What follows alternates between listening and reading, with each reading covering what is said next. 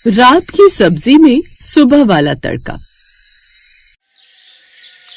मालकिन, ये कल रात के छोले बचे हुए फ्रिज में रख दूं। आशा इधर आ। जी भाभी। आशा, तुझे हमारे घर काम करते हुए कितने साल हो गए? भाभी, मुझे तो 4 साल हो गए। तू पिछले 4 सालों से अभी तक नहीं समझी कि हमारे घर में रात की सब्जी सुबह नहीं खाई जाती। चुपचाप उसे नाली में फेंक दे, कोई नहीं खाएगा रात के छोले। अरे बहन जी, भाई साहब, आप लोग चाय पीजिए। हमारे घर के नौकर बार बार एक बात भूल जाते हैं, बहू उन्हें जब तक ना समझाए समझते ही नहीं है। मुस्कान के मम्मी पापा अपनी बेटी के होने वाले ससुराल को देखने के लिए आए हुए थे, पर वहाँ पर जब मुस्कान की मम्मी ने उसकी होने वाली जेठानी की नौकरानी से रात का खाना फेंकने के लिए कहा, तब कुछ पलों के लिए मुस्कान की मम्मी को अजीब सा लगा। घर आकर भी उनका चेहरा थोड़ा उदास था। अब छोड़ो भी सुषमा, हर किसी के घर का अपना अपना हिसाब होता है। तुम्हें क्या लगता है, क्या वो सब सही था? मैंने खुद देखा, उनकी नौकरानी आशा इतना बड़ा पतीला भरा हुआ छोलों की नाली में फेंक कर आई थी। हम लोग तो अनाज का बिल्कुल भी अपमान नहीं करते। हाँ, ये अलग बात है कि 2-3 दिन पुरानी चीज हो जाए तो उसे फेंकना पड़ता है, पर रात की सब्जी सुबह फेंकने का तो कोई तुक ही नहीं है। जब सब्जी फ्रिज में रखी है, खराब नहीं हुई है, रात को बनाई हुई सब्जी को सुबह सुबह फेंक दो। बात बहुत गलत सी दिखाई दे रही है। मम्मी, आपकी बातें सुनकर तो मुझे भी बहुत बुरा लग रहा है कि मैं ऐसे घर में जा रही हूँ। अरे हो सकता है रोजाना ऐसा ना करते हो, कभी कभी कोई सब्जी फेंक देते होंगे। अब ये सब देखकर हम रिश्ता तो मना नहीं कर सकते ना। सगाई हो चुकी है, शादी की तारीख निकल आई है, और फिर समीर भी बहुत अच्छा लड़का है। हाँ पापा, आप ठीक कह रहे हो। हम उनकी गलती की वजह से समीर जी के साथ गलत नहीं कर सकते। समीर जी आप दोनों को बहुत मान देते हैं। मुस्कान और उसके मम्मी पापा ने बात को वहीं खत्म कर दिया। वो नहीं चाहते थे कि एक छोटी सी बात की वजह से शादी जैसा बड़ा रिश्ता टूटे, पर मुस्कान ने अपने मन में ठान लिया था कि शादी के बाद अगर उसने ऐसा होते हुए देखा तो वो बोलेगी जरूर। कुछ समय बाद मुस्कान और समीर की शादी हो जाती है। शादी के बाद जैसा मुस्कान की मम्मी ने बताया था वैसा ही मुस्कान को देखने मिला।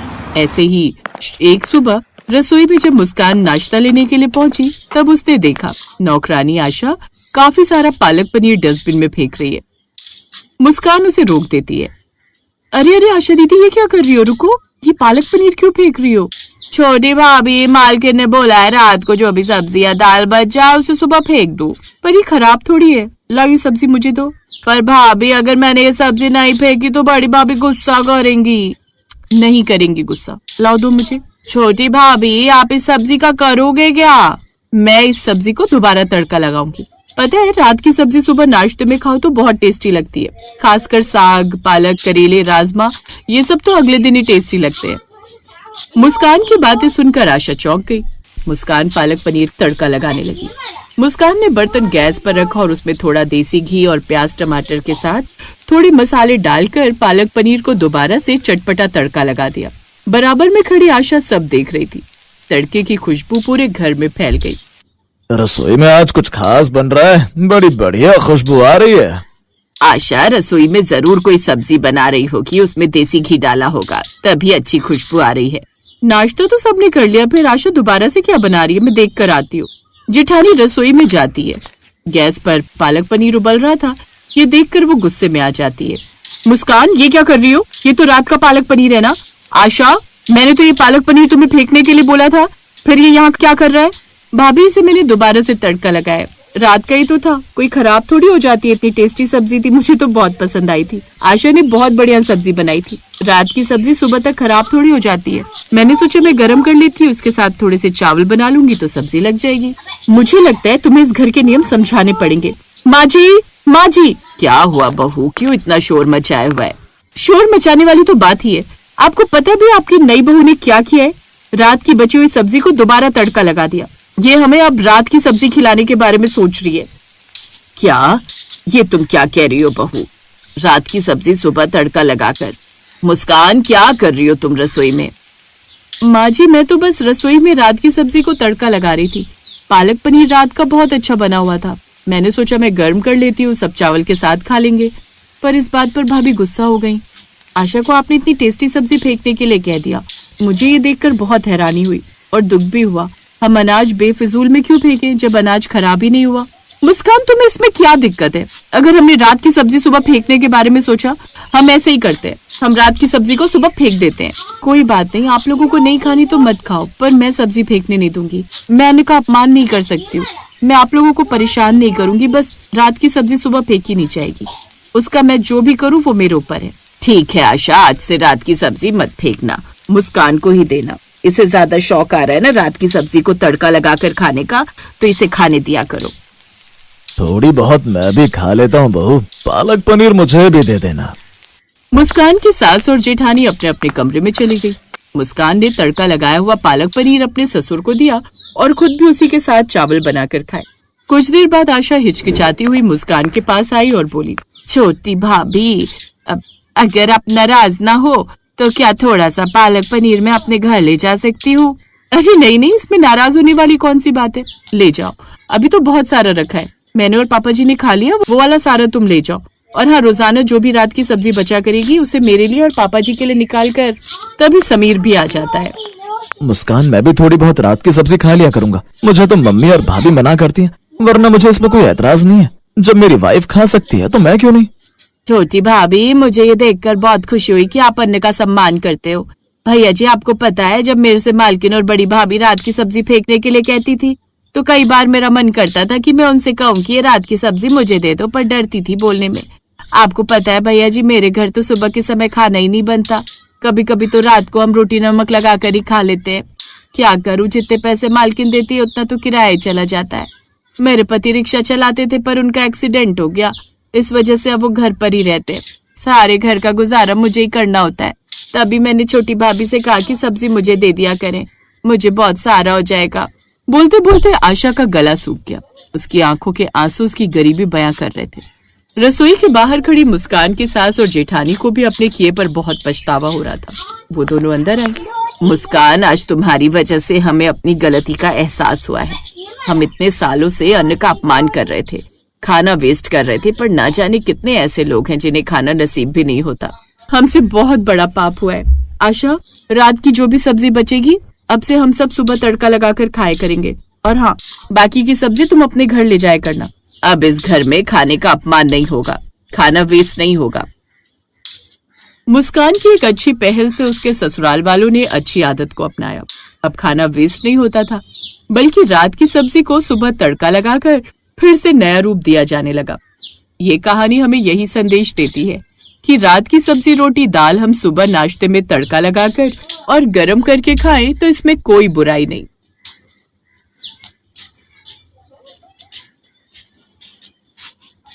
गायत्री देवी दिल्ली शहर में अपनी 2 बेटियों और बहुओं के साथ रहती थी।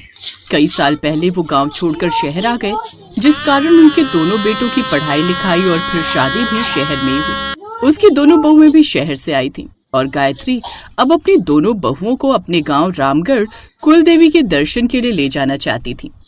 अब मेरी छोटी बहू भी आ गई है जी, तो मैं चाहती हूँ कि हम उन्हें कुल देवी के दर्शन करवा लाएं। वो क्या है ना, हमें कुल देवी के दर्शन किए बड़े दिन हो गए और अब दोनों बहुएं भी आ गई हैं। उन्हें गांव लेकर जाएंगे, तभी तो उन्हें हमारे रीति रिवाज पता होंगे। अब हम तो सारी उम्र यहाँ बैठे नहीं रहेंगे। तुम ठीक कहती हो गायत्री, हम 2 दिन बाद ही अपनी दोनों बहुओं को लेकर चलते हैं।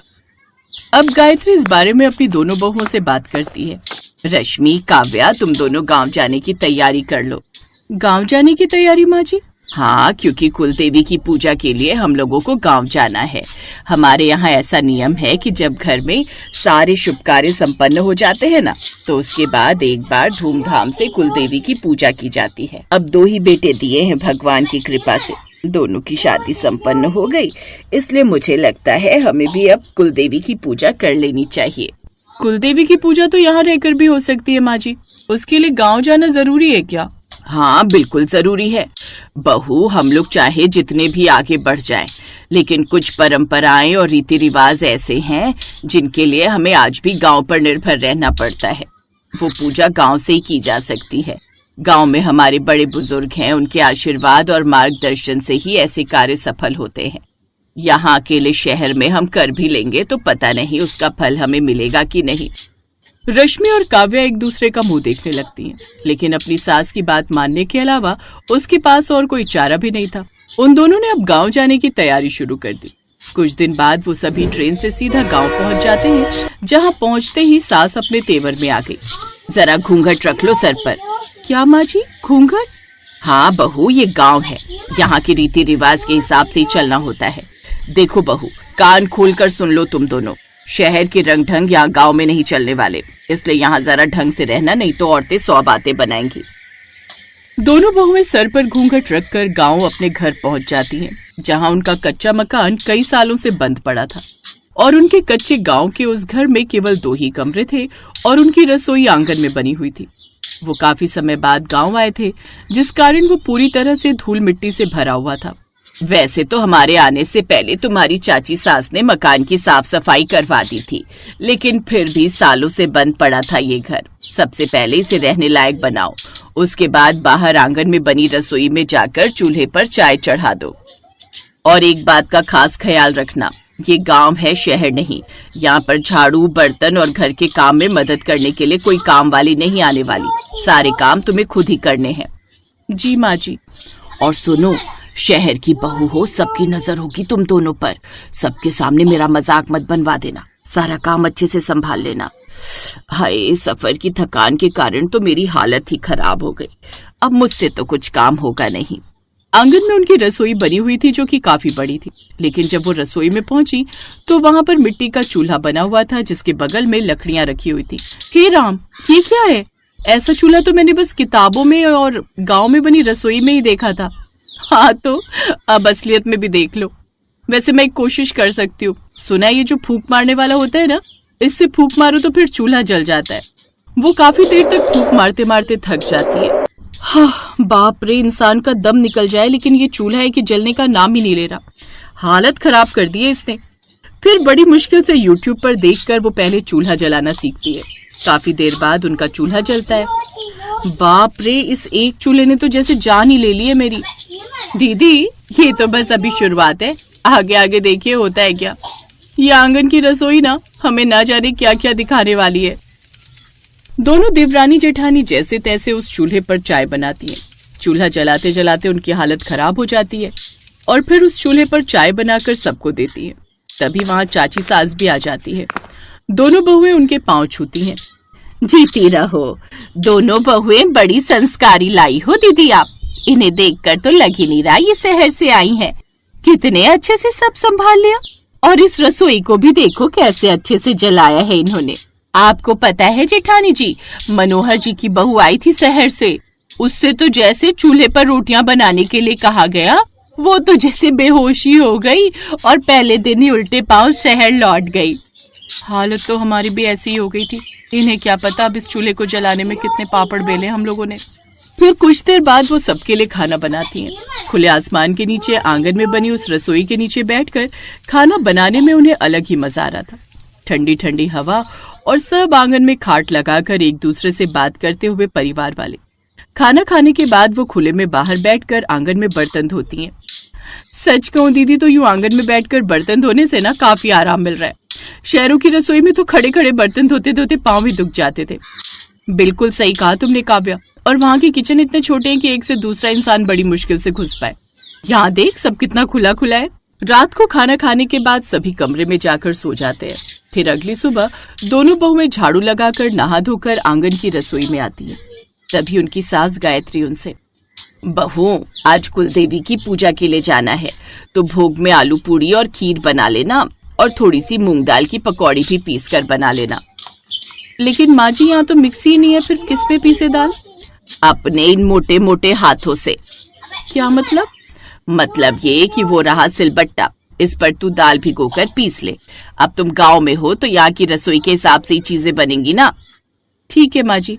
माँ जी, हमें ऐसा क्यों लग रहा है कि आप इस गांव की रसोई में हम दोनों को बस परेशान करने के लिए लाई हो? आप जानती हो ना, ये सब किया नहीं है कभी हमने। किया नहीं है तो अब कर लो। और बहू, शहर नहीं गांव है ये। यहाँ हर चीज मेहनत से करनी होती है, इसलिए यहाँ के खाने का स्वाद ही अलग होता है। शहरों में तो बस बिजली का बटन दबाया और मसाला पिस गया। और सुनो, पहले दोनों ये मटका उठाकर कुएं से पानी भर लाओ। मैं तब तक कमला काकी के घर होकर आती हूँ। गांव में सबसे बुजुर्ग हैं, उम्र हो गई है, न जाने कब टाइम बोल जाए। ये कहकर सास तो वहाँ से चली गई। छोटी, जल्दी जल्दी खाना बना ले वरना फिर से माँ जी आएंगी हमारे कामों का सुपरविजन करने। वो दोनों जल्दी जल्दी खाना बनाने में लग जाती है। सिलबट्टे पर दाल पीसते पीसते जहाँ काव्या के पसीने तो छूट रहे थे, लेकिन उसे काफी मजा भी आ रहा था, क्योंकि आज से पहले उसने ऐसा कुछ किया भी नहीं था। कुछ देर बाद वो भोग बनाकर तैयार कर लेती है। बहुओं, भोग तैयार हो गया हो तो चलो कुल देवी के दर्शन कराते हैं। अब वो सभी मिलकर कुल देवी के मंदिर जाते हैं, जहाँ पर वो सभी माँ के दर्शन करके उन्हें भोग लगाते हैं और माँ का आशीर्वाद लेते हैं। माँ, कितना अच्छा लग रहा है इतने सालों बाद यहाँ आकर।